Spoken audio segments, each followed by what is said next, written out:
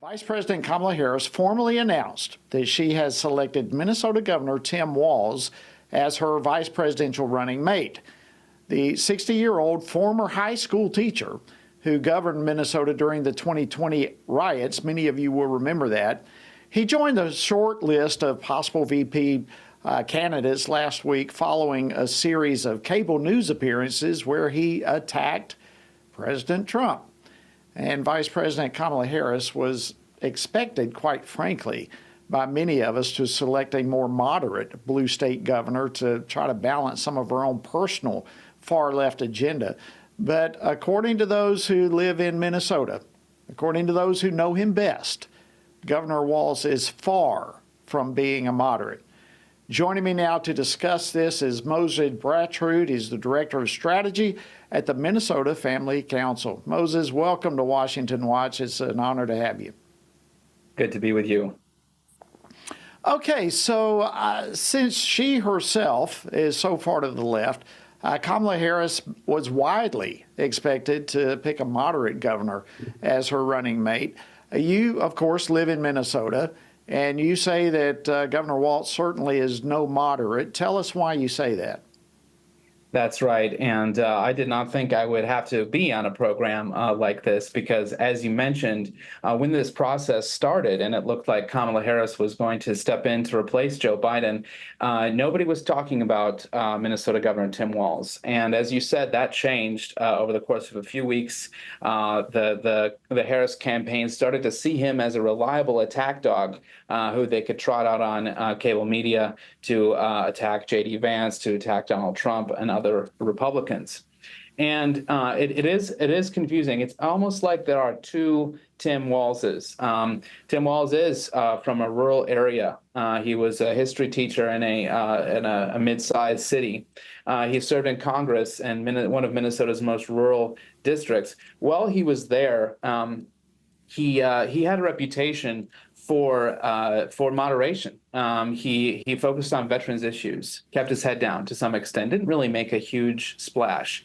But when he came back to Minnesota and ran for governor in 2018, there was some politics going on within the Democratic Party in Minnesota. There's distinct factions within the Democratic Party, which other states have, but here we have, for example, Ilhan Omar on one hand and Amy Klobuchar on the other hand, to name two politicians with national profile. And Tim Walz definitely feels like more of an Amy Klobuchar type person, doesn't he? He seems like a kind of a straight shooter, straight talker type of guy who could have a conversation with Trump voters. And that's certainly what Kamala Harris hopes she will get from him. However, once he became governor, there was a distinct left turn, and we saw this in the 2020 riots when, I'm in my home in St. Paul, smelling the smoke, seeing the boarded up windows, wondering why is the governor not calling out the National Guard? Why? What's the delay here? And in fact, during that rioting, he waited 3 days while the city burned to send out the National Guard. But then, we became even more concerned after Tim Walz won re-election in 2022. After that time, we saw a huge twist to the left. We saw 3 deeply concerning bills that he signed in one day with regards to gender and abortion that I'll give you some details on. The kidnapping bill, and I see you have footage of it there. The kidnapping bill places children in emergency state custody if their parents refuse to provide them with harmful, experimental, gender-affirming health care. This is so-called treatments that the rest of the world is moving away from. Tim Walz is doubling down. He also banned so-called conversion therapy, and that threatens mental health practitioners who offer voluntary, compassionate care to young people who just want to live according to their faith in the area of gender and sexuality. Finally, and this is all in one day, in 2023, he signed a bill that would make Minnesota a safe haven for abortion doctors who face criminal charges in other states. So each of these bills puts kids in our state at risk, and it's just so hard to imagine how you can claim to be moderate once this record becomes widely known. And in fact, just last week, Governor Walz tweeted this. He said on July 26th, "Here in Minnesota, we believe in protecting personal freedoms." Sounds great, but here's what comes next. "It's why we established reproductive freedom and gender-affirming care as fundamental rights in Minnesota. And it's why we banned the practice of conversion therapy and ended book bans based on ideology." So there's such a pivot there from that first sentence about personal freedoms moving to a far left agenda, abortion, gender ideology, and potentially even the state taking kids away from their families.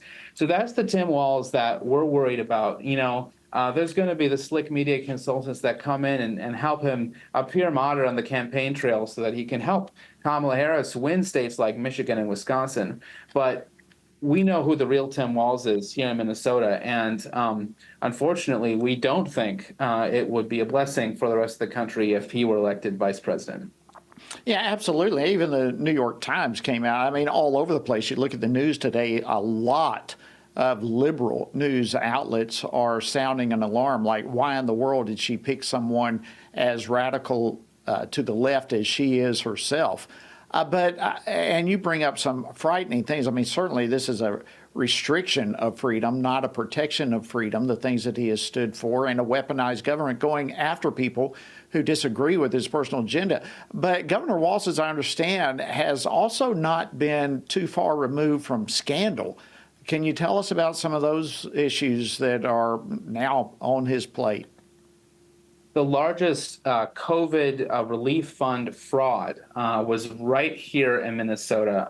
It's called the Feeding Our Future scandal. And if your viewers want to have their hair blown back, you can look up that scandal. It was a nonprofit during the COVID era. They were claiming to provide meals to kids who were out of school due to the pandemic.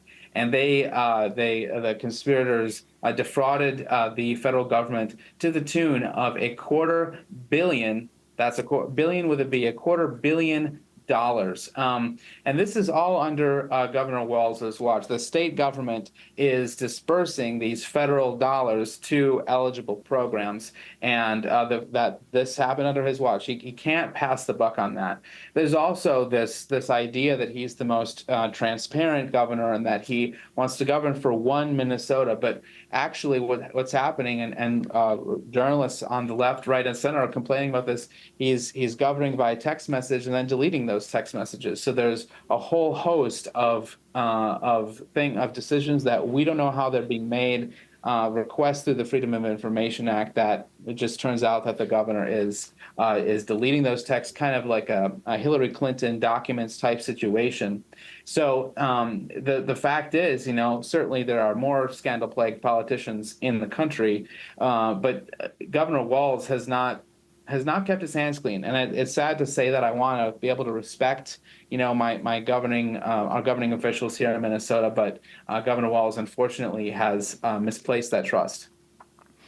Wow, it's very alarming. And of course, I don't know of much that he has said as it relates to Israel, but of course, Minnesota does have a pretty sizable Somali Muslim presence there, so I can only imagine where he may land on those issues as well.